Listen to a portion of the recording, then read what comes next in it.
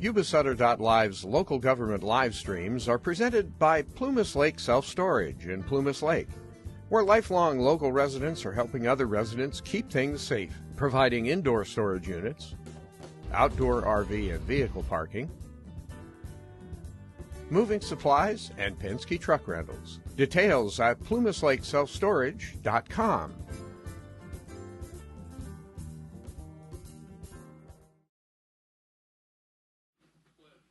I pledge allegiance to the flag of the United States of America and to the republic for which it stands, one nation, under God, indivisible, with liberty and justice for all. Thank you, Supervisor.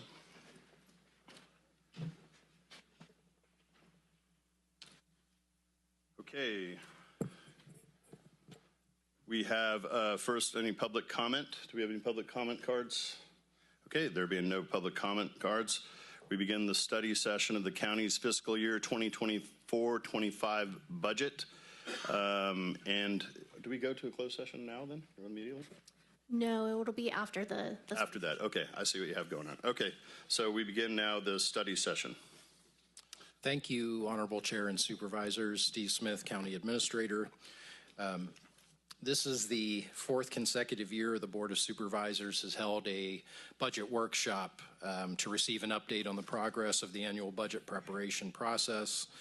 The board originally asked for a workshop for a number of reasons, including enhancing public transparency of the budget process and having a chance to review information before the recommended budget is submitted to the public and board, and to provide preliminary direction to staff related to the recommended budget. We're going to briefly cover some basic information about counties in California, review general information and information specific to Sutter County, and provide an overview of the budget process and address Sutter County budget and financial policies.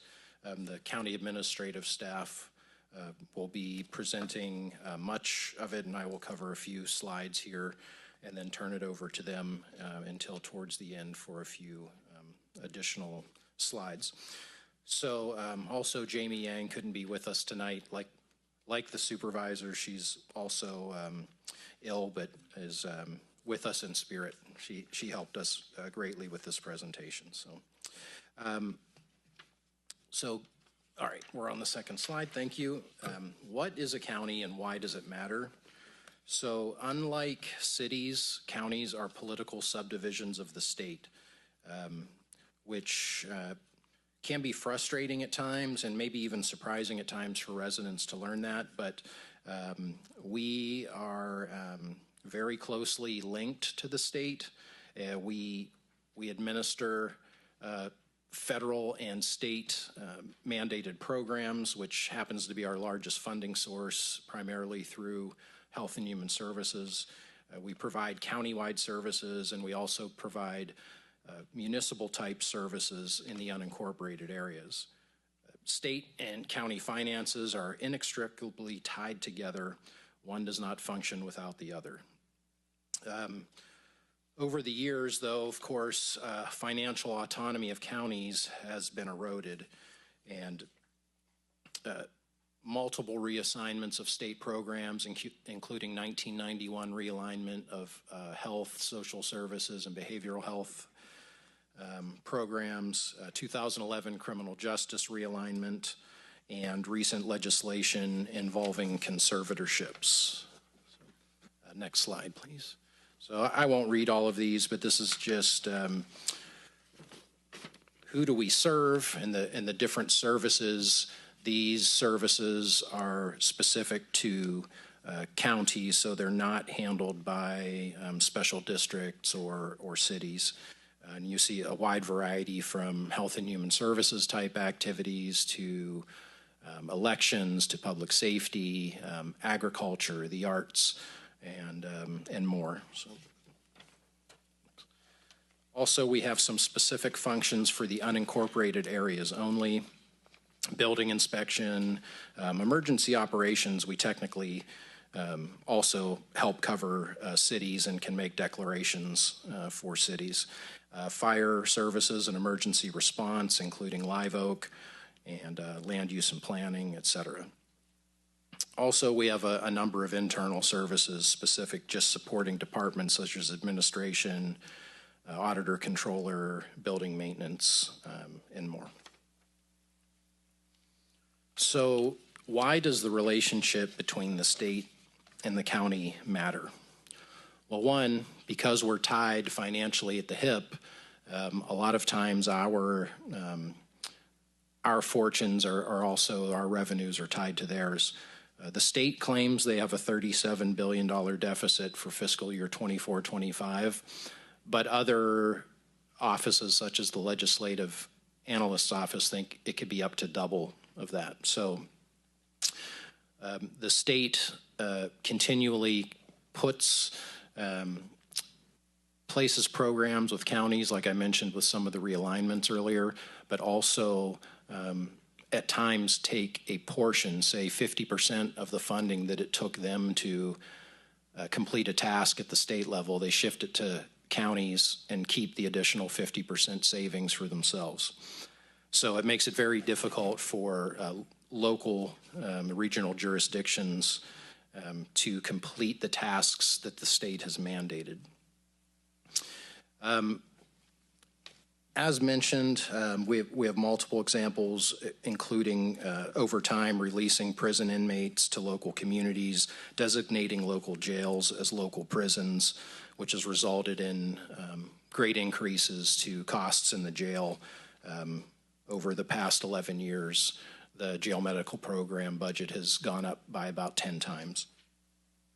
There's also a ballot measure for 2024 that could impact the ability to raise local revenue, requiring local tax measures, even if they're general. Typically, now they're 50% plus one vote. That would move those to a 2/3 vote of the electorate. So I'll turn it over to staff at the moment. We have a decent amount of detail, but we'll try to be thorough yet pay attention to the time, and then I will leave time for comments and questions at the end. Thank you. Good evening, Supervisors. Laura Granados, Deputy County Administrator. So what we're going to be covering tonight is a review of the budget process, county policies relating to the budget, and discretionary revenue sources, capital projects, vehicles, and do a high-level summary of all those high-dollar item purchases. Our primary focus is the general fund because that's the fund that you have the most discretionary decision over. And then we'll wrap it up with areas of concern. The fiscal year 24-25 budget process, it's an annual process that begins in December, and it's when we bring the budget calendar to you and you adopt the calendar and the policies that we move forward with for the year. In January, the CAO releases budget instructions to departments, and we always ask them to not increase the general fund, have an additional impact, which is very difficult to do. With the increases in costs we all know in our own personal home budgets, it's very hard to have less discretionary spending and have so much that we need to do with it. And so, and it's especially difficult for smaller departments. By March, departments have submitted their budgets to the CAO, and we begin the meetings with them. We begin analyzing all the expenditures, all the revenues, just to make sure that everything is reasonable and that we understand what's in those budgets. And they do a great job. This was a hard year, and they've done a really great job. And so it's really hard after vetting each number and all the hard work that you all have done to be in this situation. And I just want to reflect that back to you all. You know, your hard work is definitely noticed and appreciated, and it's not very great to still be here. So anyway, thank you for all of that. In April, of course, we hold our budget study session, and we will identify to you some of the concerns that we have. We will bring a recommended budget back to you by early June for your review. And then at the end of June, we will bring back to you the recommended budget to tentatively approve. And this is so we continue our business effective July 1. And then we will bring, or we'll start the budget hearings at the end of August. and then we'll bring the budget after the fiscal year 23-24 closes. We'll bring it to you for adoption in September. That way we reduce the amount of budget adjustments that we have to that recommended budget. Then December 1st, the auditor controller submits that budget to the state controller's office, and we start the budget season over again. So for those of us who love budget, it's a great thing. In January of this year, your board approved the budget and fiscal management policy, and in that policy, you had given us some parameters of where you wanted it to be. So generally, the Governmental Financial Officers Association says we recommend that reserves are set anywhere between 5 and 15%. And you were conservative and you said, we'll do 5%. We're a poor county, but we still want to be fiscally sound and responsible. So we set the general reserve at 5% of general fund appropriations, and currently we are at 3.9 million, and that's because of your discretion. The target is approximately 4.4, so we still aren't quite there yet, but we're working towards that. You also decided to have a reserve of 5% for budget stabilization, and currently we're at 3.9 on that one. Again, that target is 4.4. You also chose to put in forth a policy to include 1.5% of general fund appropriations each year for contingency. And these three all kind of work together to help support the cash in our general fund, because we don't want our cash to ever go negative. We want it to stay positive at all times. And having these reserve balances not only have the reserve for a rainy day, but they also help to support the cash in the fund so that it doesn't go negative. As you'll hear about a little bit later, our property tax revenue we receive about January. And so from July to December, we're having to spend money on general fund departments to keep them going without any revenue dollars. So this helps keep the general fund positive. And then part of the policy, you also said that you wanted to pre-fund the pension funds. And so we, in February of 2024, we did contribute the 1.1 as you had chosen to ask us to do. And so that is also in the budget and fiscal management policy. Property tax revenue is flat, unfortunately, for our area. And it's a modest growth of about 3.7%. And the reason is that our tax base is just stagnant. We don't have a whole lot of development in the unincorporated areas. And so this is a big revenue source for us, for the county. And to have it being so stable and flat does make things difficult because our expenditures rise more than our revenue is. Similarly, for sales tax revenue, we see some ups and downs because it is more reactive to the economy. When it did go down there in 2021, of course, COVID, and then everybody in the online shopping, so it spiked right up. But then we had the distributing centers say, you know what, we don't want to pay taxes to the local areas that are generating these sales taxes. We want to have the taxes be from where we're distributing. And so those counties have received more tax revenue, and the small rural counties that do more online shopping, of course, were penalized, which is unfortunate. We still do have an average growth of 5.5%, which is pretty good considering, but of course we'd like that to be higher always. And the great thing also about sales tax revenue is not only does it come into the general fund, but it's also an indicator that pays some of our realignment funds. They're based on sales tax revenues at the state level too. And then the last revenue source that I'm going to cover tonight is the American Recovery Plan Act. And basically this is just to remind you that back in January we did fully commit the fund balance, the remaining $2.4 million. We chose to commit to stabilize CSAF, and whatever was remaining for 24-25 will go to the Public Safety Fund. And so there is no more ARPA funds to rely on. And so we wanted to bring that to your attention as we're having these tough talks. And so now on to capital projects. We're going to do just a real high-level summary of these, like I mentioned earlier. instead of detailing what every single one is, if you wanted to have a list of each project, we could do that as well. These are the projects that have the most general fund impact, and the general impact is 1.5 million. The agricultural commissioner, and some of them they'll say, oh, well, I'm part general fund and I have part special revenue funds. And that's true, like for the clerk recorder, she has some special revenue funds she wanted to contribute for these remodeling efforts. And so anyway, so that's a list of all the capital projects. This isn't an exhaustive list, but it gives you an idea of some of the requests that we have received. Second slide on capital projects is all the non-general fund impacts. And the total request is 2.9 million.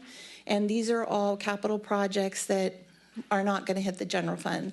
There's grants, there's realignment, there's all types of special revenue funds that can pay for these different types of things that folks are needing to do for their buildings and to help upgrade important structures, and for social services to consolidate the child welfare program. And this is a list of the capital asset requests. This list is exhaustive. They are all included. The total request is 1.34 million. And there's only 2 items on here that were at the time of printing going to be paid for with general fund, but the sheriff has already updated us. Thank you very much. That they have some COPS money that they want to use, and I forget the other fund, but they've already said that they have another way to pay for those items. So that's about 100,000 that won't be hitting the general fund. And then I'll pass it on to Taylor.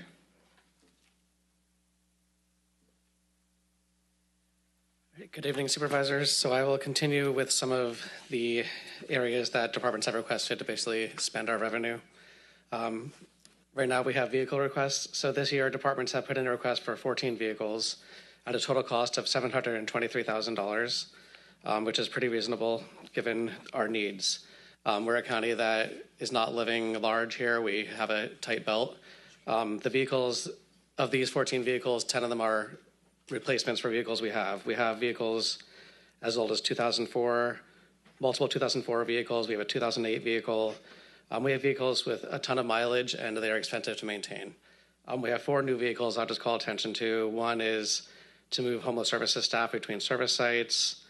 We have a vehicle that we have a need for the Care Corps program, which the state has sent down to us. We have Mental Health Services Act programs, and then we have one for fraud investigation for social services. So altogether, just continuing the operation of the county and newer vehicles help us avoid high maintenance costs. Next slide. Oh, am I supposed to do it? Sorry.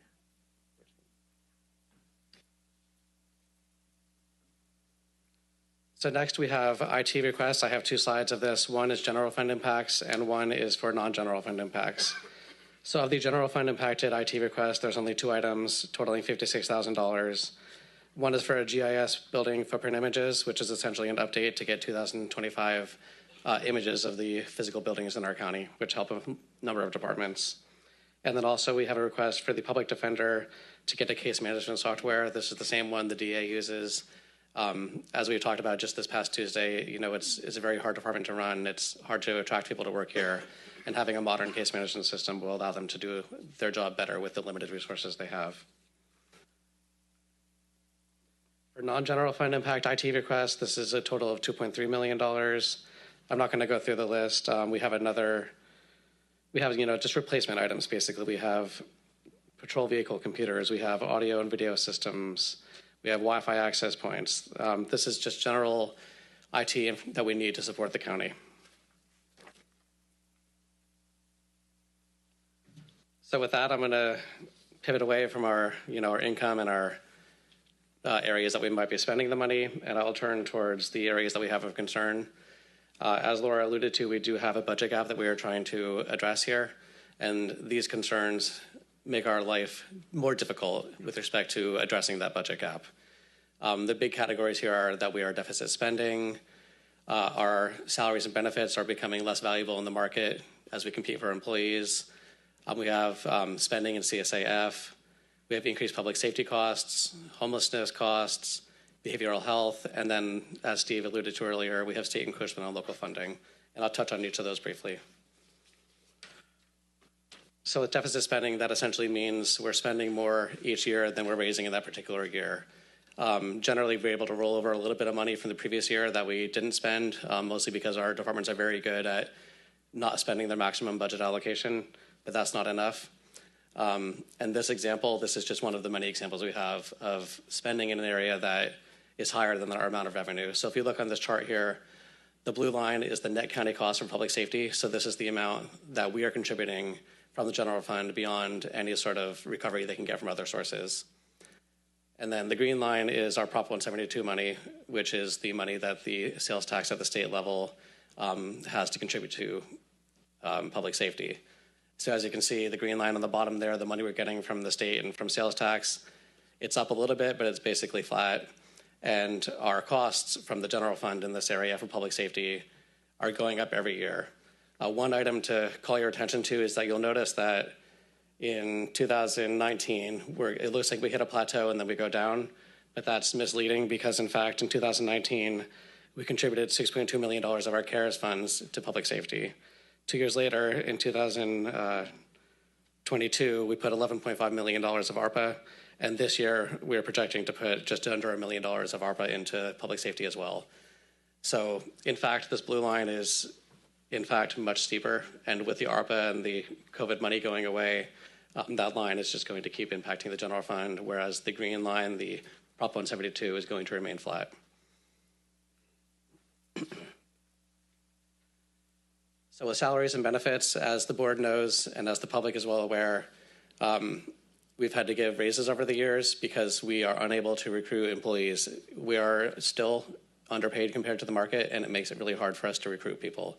We've had multiple failed recruitments, and also we have a situation where the applicants we do get are not at the level that we're looking for the particular role. We also have a situation where if people aren't getting paid well and they can go to a different county, or maybe even move, they take their institutional knowledge with them, and that affects us more than just the dollar amount that it costs to have them on staff. We do have extended vacancies in revenue generating positions, which means that areas like, let's say the recorder's office, for example, even though I don't believe that's been a significant vacancy, but if there's no one to record a document for you, if there's no one to process a passport for you, we're not getting that money. So saving the money with a vacant position doesn't actually help us. It ends up hurting us. And then finally, we have employees are burned out. If they're understaffed in their department and they're having to work the job of 2 people, they get burned out.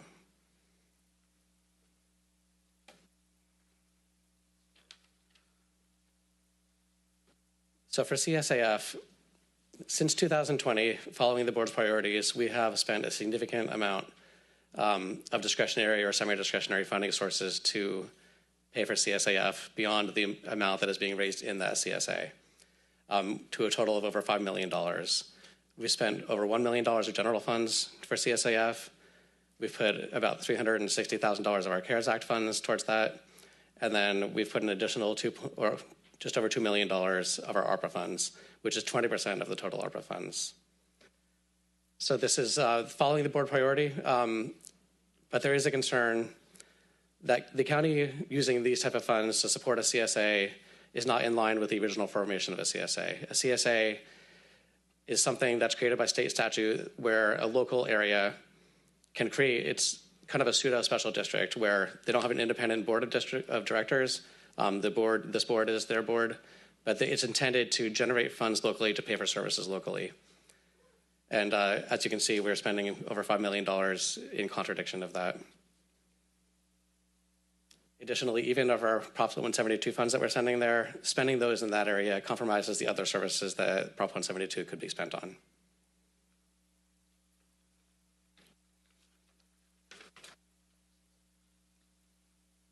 So kind of returning to my example of deficit spending, we have increased public safety costs. This is a core county function, but it's not the only one. We have other areas that we have a requirement to spend on to serve our community, and we also have discretionary areas that we would like to serve our community with our funds. With Prop 172 funds projected to be flat, we just essentially are ending up in a situation where it's causing a concern for the county with our ability to have a flat revenue source but to continue increasing costs.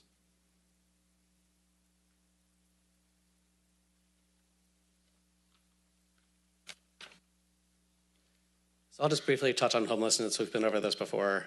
Our ongoing efforts are we're continuing to clean up encampments. We have our Better Way shelter. We've got the overnight Second Street camping, which is really a low entry. You know, we'll let you in there, just a place to lay your head. And this has costs. So as you can see over the years, we've gone from just about $700,000. We went down a little bit in the pandemic, and now we're up to $1.6 million projected for 24-25. So this does dramatically impact our funding.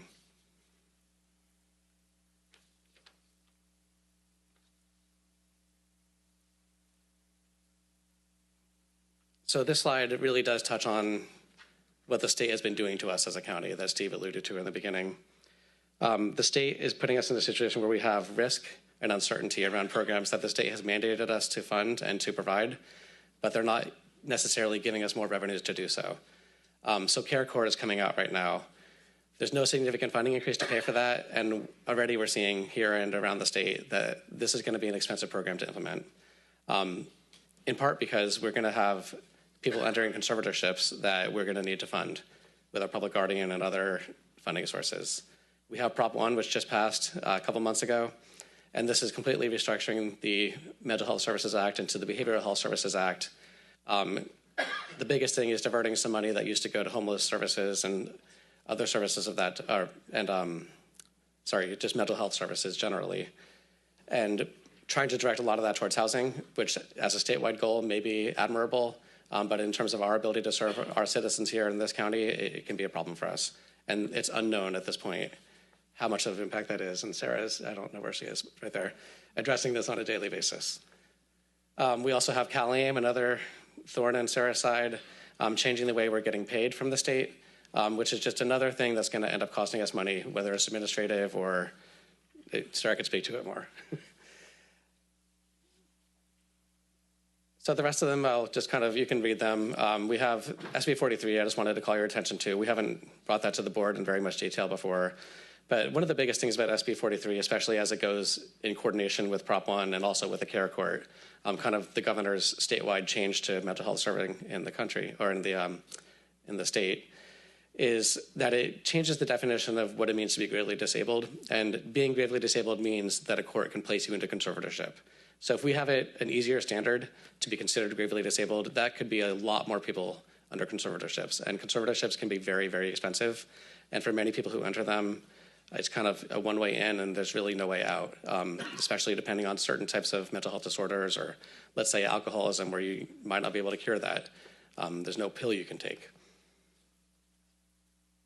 And then finally, we have a bi-county effort, which is, it can be really difficult to do that, especially when we're dealing with statewide changes. Okay, and with that, I will hand it back to Steve. Okay, so just another slide or two. But so before going down a few of these proposed budget solutions, I just wanted to mention, and these are things that the county has talked about for the past several years, but that Sutter County saves taxpayer money by having multiple partnerships with surrounding jurisdictions, more partnerships locally than I'm aware of in other jurisdictions throughout the state. We're the only two counties with shared behavioral health service with Sutter and Yuba. Sutter, Yuba, and Colusa share a juvenile hall. Sutter, Colusa, and Yolo share child support services. Sutter, Live Oak, and Yuba City share animal control services. Sutter and Live Oak partner on fire and law enforcement services, and we're fortunate to have so many good partnerships throughout the region. There's many more that I could talk about, but another thing is on trying to save taxpayer dollars is Sutter County is very lean on staffing. I've mentioned before that we have the second least employees per capita of the 31 counties in California with a population under 200,000. Current staff in many departments, including unrepresented workers, are commonly 20 to 40% below market rates compared to surrounding and comparable counties. It requires us, to be innovative, and in fact, the county won the CSAC Innovation Award, the only one out of nearly 400 entries for its creativity in recruiting HHS staff. So we know we have quality employees, and putting quality programs to use to save money and be creative in getting good staff on board. So of proposed budget solutions, and I will hear the public at time mention the Gray Avenue building, the former Kmart building. That is up for being marketed for sale.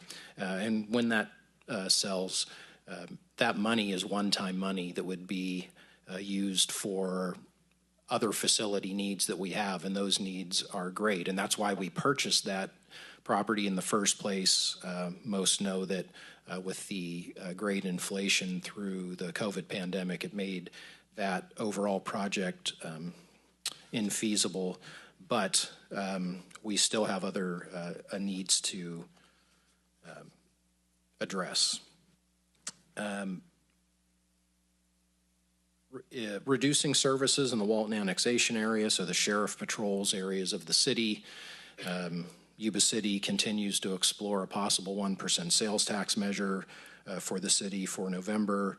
If approved over time, that would transition back to the city for patrols.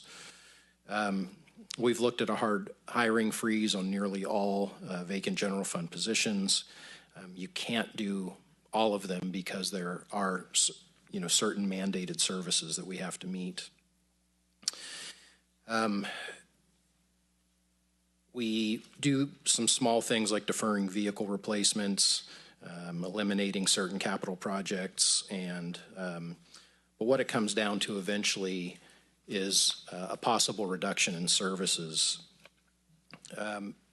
As I mentioned, the board, staff, the county in general have been very transparent about the need for increased revenue. We have uncommon revenue limitations in Sutter County due to about 80% of the county being undevelopable due to either the buttes or FEMA floodplain issues for the most part. We've given dozens of presentations over the past several years at town hall meetings, service organization meetings, neighborhood meetings. We mailed information on this to most households in the county. We've appeared on radio, television, social media, and in the newspaper. And the possibility and impact of service cuts was discussed time and time again.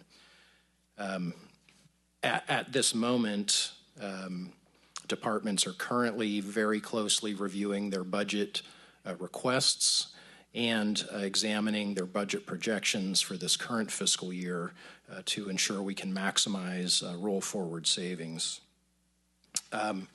We don't have a current budget gap number that we've honed into yet, and we will very soon with these updated estimates. But it's my strong belief, based upon 15 years of preparing budgets for the county, that we'll not be able to close that gap without service reductions. We will have, of course, recommendations to close that budget gap, and if it involves service reductions, we'll have that before it goes to the printers at the end of May, and we'll have additional information available for the public and board. We do have some bright spots, some opportunities. Most of us are aware of the Sutter Point specific plan in the South County bordering Sacramento County. The developers recently have begun trenching for the sewer pipes, and that infrastructure will be brought up from Sacramento to the lakeside at Sutter Point Development. With that infrastructure comes the opportunity to extend it to commercial and industrial zones that can bring a great amount of jobs and corresponding revenue into the county, much like you see in those very, very large warehouses down close to the Sacramento airport in Sacramento County. And also, as I mentioned before, the possible sales tax that Yuba City is exploring. As mentioned at the joint city-county meeting in December, we have a tentative agreement and are ironing out the details on a written agreement for both the City Council and Board of Supervisors to consider, where approximately a third of that revenue would be shared, which in the first year for Sutter County would result in about $5.7 million. So I'd really like to thank everyone that's here tonight, and I think it's all county employees except one, maybe, and the department heads, assistants, their financial staff, for all the hard work they've done so far on the budget. We'll keep working diligently on it to close that gap, and happy to answer any questions. Bring it back to the board for any questions.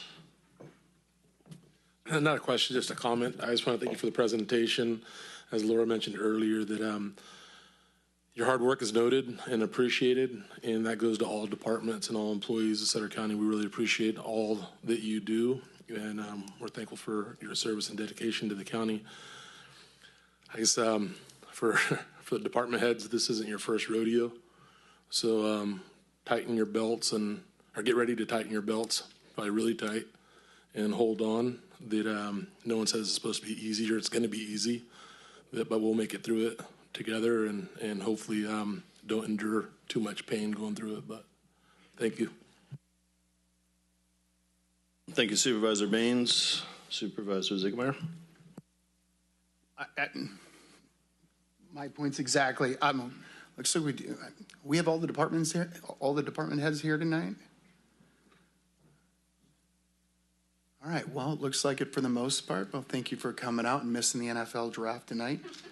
Hopefully your teams get who they chose. He's right. It's tough. It is really tough. In my business, their business, it's tough.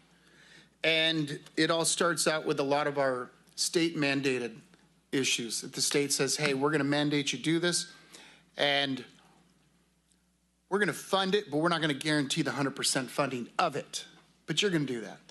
You know, we're going to throw these guys in your jail, and we're going to expect you to take care of it, and we're going to fund most of it. We'll take care of it, but whatever's left over, or whatever the cost, elevated costs or extra costs, you handle it. And we've had some great meetings this morning. Steve and myself and our fire chief, I really appreciate that in your time. I personally hope, and I know my colleagues do the same thing, I hope that each and every one of you department heads has some time to spare over the next few months, and we could sit down and have some one-on-one time and just talk about your individualized budget, so we could really, everything's really gonna come down to the nitty-gritty. Because at the end of the day, it's public safety and to making sure we're functioning. In the meantime, like I said, I want to see a positive deal. You know, we had a great meeting with a $150 million agribusiness this morning that is looking at Sutter County. I'm hoping that goes somewhere, but that's, I mean, hey, every bit helps. What I'm afraid of is I'm afraid of this, the tax generated continues to do this and not going this way, just with everything, the way things are going. I believe we're heading towards a recession, if not in one already. And you see the inflation prices and so forth. But like I said, we'll tighten our belts and make the best out of it. Thank you. Okay. Before I make a couple of comments, Steve, I had a question for you regarding, I know we mentioned some of the concerns and then you mentioned some ways to address some of those concerns. One of the things I didn't hear from you is like the amount of money in homelessness that has gone up substantially as a way to address the concern. Is there a consideration to lower the amount of funding that we provide for homeless services? Well, I know, yes. I mean, one of the slides did show the increase in homeless costs, and we are always looking at that.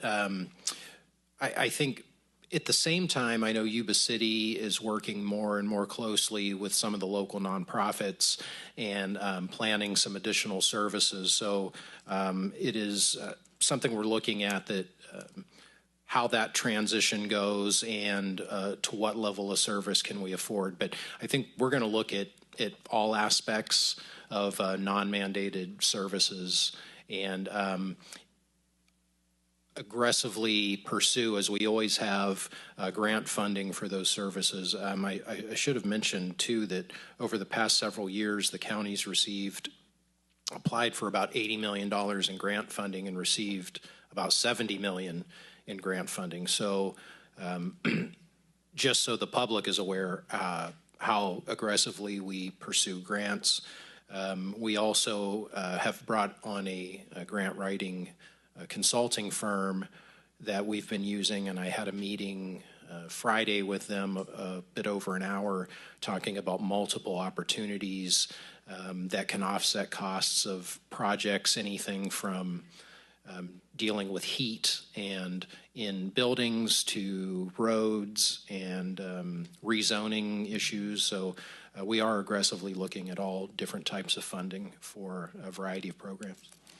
Okay, thank you for those comments. And actually, you addressed one of my next questions was regarding grants. I know we've been very aggressive. I think what's like 69 million in grants over 4-year period, maybe right in that range, which is very aggressive. And I think that's great. I guess maybe after your meetings, we'll be able to sit down and get a determination or some projection on what other grants might be available. Maybe we can become more aggressive. And I know we already have with the hiring of an economic development director and then working with our consultants that you just identified. So, because that's one thing I was really thinking about in this as you were talking about ways to address, what is the revenue opportunity? We know that it's limited, like you mentioned, from a tax basis standpoint, but is there some of those revenues from unturned rocks that we can look under and find some of those revenue streams to support some of the loss on that? And so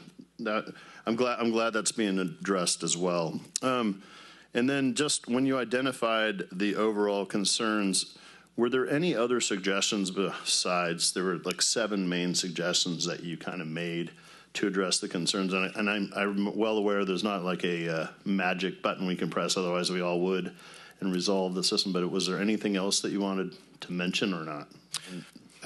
One, I wanted to follow up on a comment you just made about bringing on an economic development director.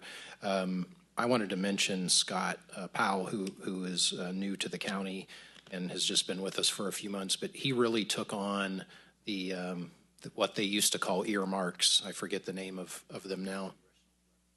Congressional directed spending, and was very a shorter acronym for that one, but yeah. And was very aggressive with that, and I think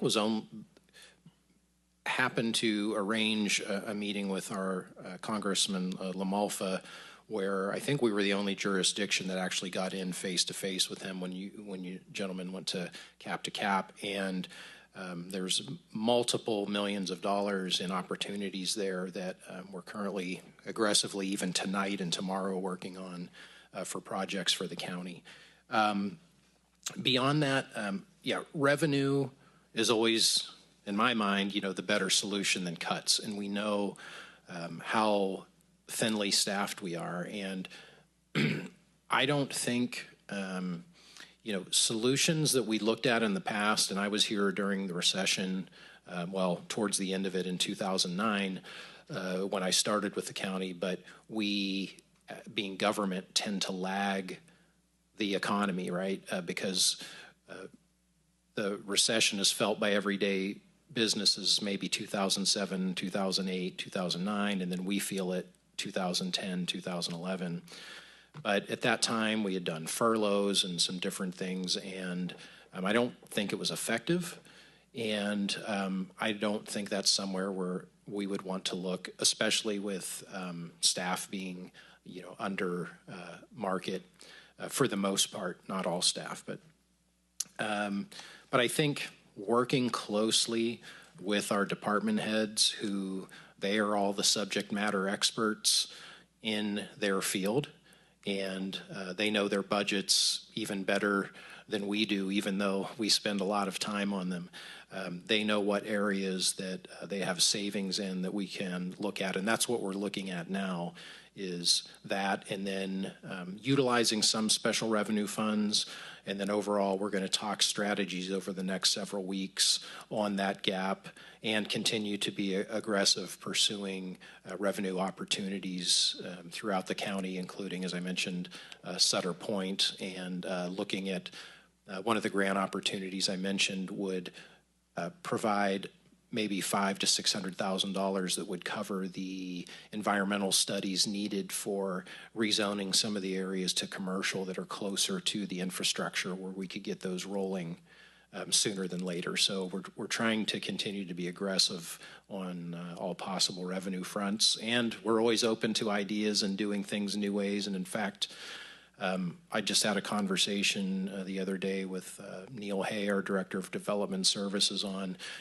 do we need to look at different ways to do road and bridge repairs where, there's certain ways you can do them that they last 100 years and other ways maybe they last 50. But if the way that it lasts 50 is 10 times cheaper, maybe we're going to have to look at things like that in the meantime. We want to do things once and do it right, but you also have to look at the sheer amount of work that we have to do throughout the county on roads and bridges, and that kind of applies to other departments as well. Okay, thank you for those comments. And then, so looking at the time frame, and then you mentioning you're working on all these areas of revenue and then potential cuts for services, and you've addressed sort of your strategy towards addressing the revenue pretty well. And then you've mentioned the fact that most likely there are going to be some sort of cuts. So the question I have is the prioritization of those cuts. I'm looking at the timeline. I don't see an opportunity, at least in this timeline, for the board, for instance, to come back together for a prioritization workshop to find out, which cuts we're talking about. Is it homelessness first? Or are we looking at some other opportunities for cuts? And so I'm wondering what your strategy is for us to have further input on the prioritization of those cuts, and maybe some more feedback on the revenue, hopefully some more ideas, but we can look at that as well. Yeah, great question. So the way with our budget process works, and we will have a recommended budget prepared, and I'll be working closely with the department heads and their staff on that to get that ready by the end of May, to have it to the printers to be out to the board, I think publicly by June 7th. So I will continue to have individual conversations with each of you along the way. However, that would probably the presentation of that, and then the budget presentation a couple weeks later will be a good time for the board to then review my recommendations, my office's recommendations, but also you can still make changes, and our budget hearings aren't until August 20, I believe, or right around there. So that will give time. Oh, it's right in front of me. Yes. Yeah. So that will give time to have additional conversations, public conversations with the board, with staff, and with the community on possibilities, and go from there, and give us time to refine and make additional recommendations. And when we talk service cuts, we always focus, of course, first on working through attrition and shifting people into non-general fund programs. And there are opportunities out there for us to do that. My concern, as I mentioned, is just that there's not enough that the public, I think, will notice some service reductions and or slowing of certain services. And I think almost to our detriment, we have been so blessed with great workers that are highly productive that even as evidenced of our staffing compared to other counties, for the most part, we've been very successful in still providing those services, with holding it together by the skin of our teeth. So I just don't think we're at the point where we can continue to do that effectively. And I would rather have maybe fewer services that we provide really well than providing services that people are getting frustrated with, that maybe we're not able to dedicate the staff time to make sure that they're excellent. Okay, great. Thank you for those comments. Just the last part of that too, I would agree with you. And I just want to tell everybody here, you are amazing for the work that you've been able to pull off, for the limited resources that you've been able to work with. And this is no real surprise. We've felt this coming for quite a while, and I think everybody has tried and done the best that they can and going through the process.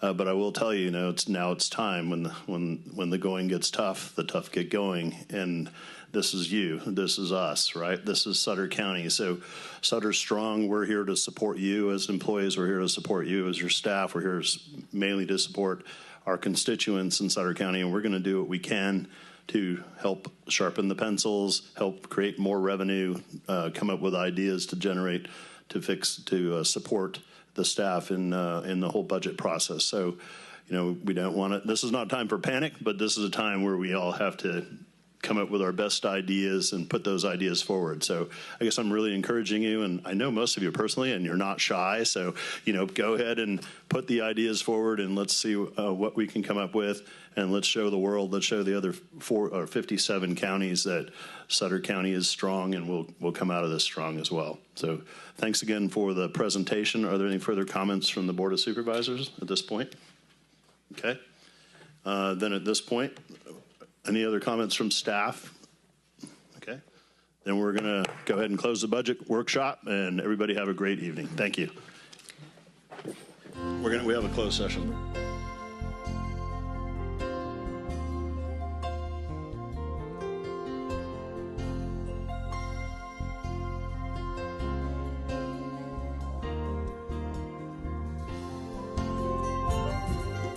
Yuba-Sutter.live's local government live streams are presented by Plumas Lake Self-Storage in Plumas Lake, where lifelong local residents are helping other residents keep things safe, providing indoor storage units, outdoor RV and vehicle parking,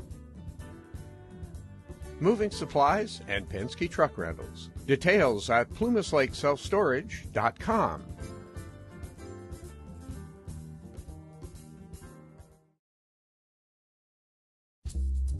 In the heart of Yuba County's wine country lies a quiet estate, surrounded by tall pines, a lake with waterfowl and fish, and room to get married.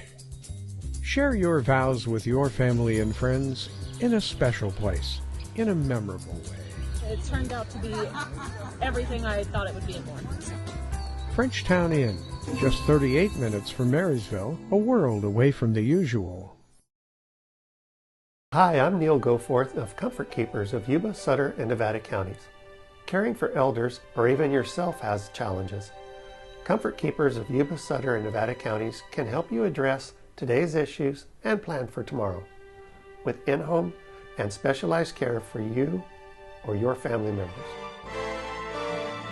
Call us at 530-749-8800. Comfort Keepers of Yuba, Sutter, and Nevada counties.